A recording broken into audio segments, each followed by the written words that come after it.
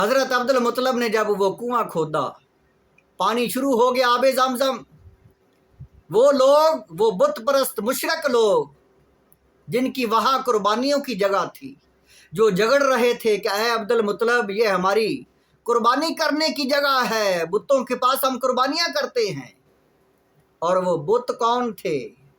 ان بتوں کا نام تھا نائلہ اور اوصاف، قبیلہ جرہم کے یہ دو انسان، نائلہ عورت تھی، اوصاف جو تھا وہ مرد تھا، جنہوں نے حج کے دوران خالی جگہ پا کر مکے میں خانہ کعبہ میں اندر جا کر جو ہے ہوس پرستی کی، زنا کیا، اور آخر جب باہر نکلے تو پتھر کے بن گئے۔ ان کا جسم وہ سارا پتھر میں تبدیل ہو گیا۔ جب وہ کوئی دیکھتا تو ان پر لعنت کرتا کہ یہ دونوں جو ہے گناہگار ہیں، فاسق و فاجر ہیں، پاپی ہیں، ان پر لعنتیں ہوتی رہیں۔ وقت بدلتا گیا، جب مشرک لوگ، بت پرست لوگ، جب ان کا رواج ہوا تو ان بتوں کے آگے جو ہے وہ سجدہ ریز اور قربانیاں شروع کر دی۔ تو وہی مشرک لوگ حضرت عبد المطلب سے جھگڑ رہے تھے۔ جب انہوں نے دیکھا کہ آب زمزم کا پانی شروع ہو گیا ہے تو انہوں نے یہ جھگڑا چھوڑا اور حصے دار بن گئے۔ کہنے لگے اے عبد المطلب ہم سب اولاد اسماعیل ہیں، ہم سب اس کے حقدار ہیں، حصہ دار ہیں، ہم سب اس کے وارث ہیں۔ حضرت عبد المطلب آپ نے فرمایا اے میرے قبیلے کے لوگوں، آپ ٹھیک کہہ رہے ہو، ہم سب اولاد اسماعیل ہیں، لیکن میں یہ کہہ رہا ہوں کہ مجھے اللہ تعالیٰ نے خواب میں حکم دیا ہے، مجھے تو خواب میں بتایا گیا ہے کہ اے عبد المطلب اس کا تو وارث ہے، اس لیے میں یہ موقف اپنا رہا ہوں۔ تو پنچایت میں جھگڑا، جب پنچایت میں فیصلہ ہوا اس جھگڑے کا، تو پنچایت میں فیصلہ یہ ہوا کہ ملک شام کی کاہنہ عورت، اس کے پاس ہم جاتے ہیں، دونوں فریق ہم جا کر اس سے فیصلہ کرواتے ہیں کہ اس کا وارث کون ہے۔ حضرت عبد المطلب اور فریق پارٹی جو تھی، جو مخالف تھی، انہوں نے زاد راہ لیا۔ حضرت عبد المطلب نے پانی کی تیاری کی، کھانے پینے کا بندوبست کیا۔ وہ اتنا لمبا سفر اور سینکڑے میل صحرا، نہ پانی ہے نہ کھانے کی کوئی چیز ہے۔ اس وقت کی یہ حالت ہوتی تھی، پانی اور کھانے کا سامان ساتھ لے کر جاتے تھے۔ دونوں پارٹیوں نے اپنی اپنی تیاری مکمل کر لی اور پانی کی وراثت کا فیصلہ کروانے کے لیے ملک شام میں کاہنہ کے پاس جانے کے لیے تیار ہو گئے۔ حضرت عبد المطلب جب نصف رستے میں پہنچے، کچھ سینکڑے میل سفر کر لیا اور کچھ سینکڑے میل سفر رہتا تھا، تو حضرت عبد المطلب نے جب دیکھا اپنا زاد راہ کا سامان تو اللہ کی قدرت، پانی ذرا بھی نہیں ہے۔ آپ پریشان ہو گئے کہ یا اللہ میں تو پانی لے کر آیا تھا اور اب میں کیا کروں؟ یا اللہ نہ میں واپس جا سکتا ہوں، نہ میں آگے جا سکتا ہوں، اب سوائے موت کے اور کچھ نظر نہیں آتا۔ حضرت عبد المطلب نے لوگوں سے پانی مانگا، اپنے جو ہے فریق، جو پارٹی تھی مخالف، ان سے پانی مانگا۔ انہوں نے کہا ہے عبد المطلب ہم ہرگز تجھے پانی نہیں دیں گے، کیا ہم پانی دے کر خود مر جائیں؟ یہ تو موت کا مقام ہے، یہاں پر زاد راہ کی سخت ضرورت ہوتی ہے۔ سفر کی حالت میں زاد راہ پانی ختم ہو جائے، کھانے پینے کا سامان ختم ہو جائے اور سینکڑے میل سفر کرنا ہو تو اگر کچھ بھی نہیں ہے پاس تو انسان مر جاتا ہے۔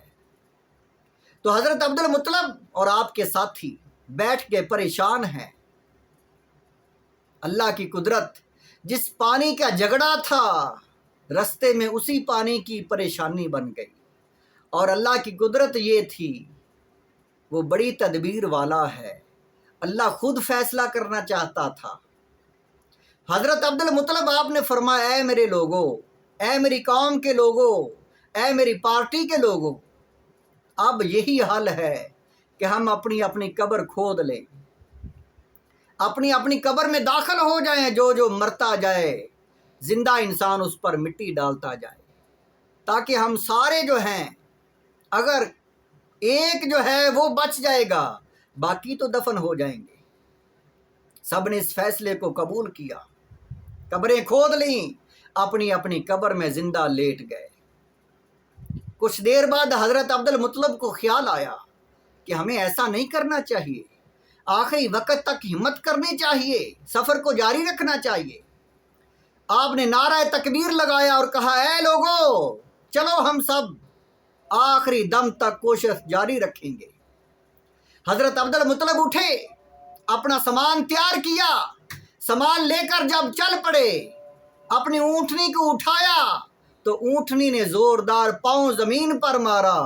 زمین پر پاؤں مارنے کی وجہ سے اللہ کی قدرت وہاں سے چشمہ جاری ہو گیا۔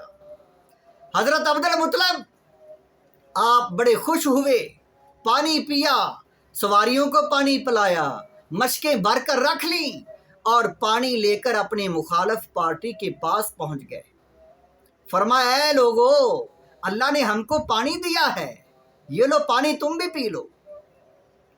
وہ مخالف لوگ جب انہوں نے آ کر دیکھا پانی تو اتنی حیرت میں آ گئے، اتنے پریشان اور حیرت زدہ ہو گئے اور بے اختیار کہنے لگے، اے عبد المطلب، واللہ لا نخاصمک فی زمزم ابدا، اے عبد المطلب، اب ہم کبھی بھی تیرے ساتھ جھگڑا نہیں آب زمزم کے بارے میں کریں گے۔ ان الذی سقاک الماء بہذہ فلاتی لہو الذی سقاک زمزم، جس خدا نے تجھے یہاں پانی دیا ہے اسی خدا نے تجھے وہاں پانی دیا ہے۔ اب ہمارا فیصلہ اللہ نے خود کر دیا ہے، اے عبد المطلب، اب ہم آگے نہیں جائیں گے۔ وہ سارے لوگ حضرت عبد المطلب کے عقیدت مند بن گئے۔ حضرت عبد المطلب واپس آئے، وہ سارے لوگ واپس آ گئے اور دوبارہ آب زمزم کو اچھے طریقے سے کھودنا شروع کر دیا۔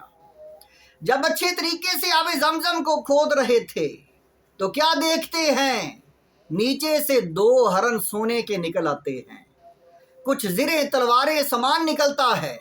یہ وہ سامان تھا جو قبیلہ جرہم کے لوگ، جنہوں نے کعبے کا فنڈ اکٹھا کیا ہوا تھا، اور قبیلہ جرہم کا جو سردار تھا عمر بن حارث جرہمی، جنہوں نے اپنے قوم کی بدعمالیوں کی وجہ سے عذاب اللہ کا جب دیکھا تو وہ سارا کعبے کا فنڈ وہاں پر دفن کیا تھا۔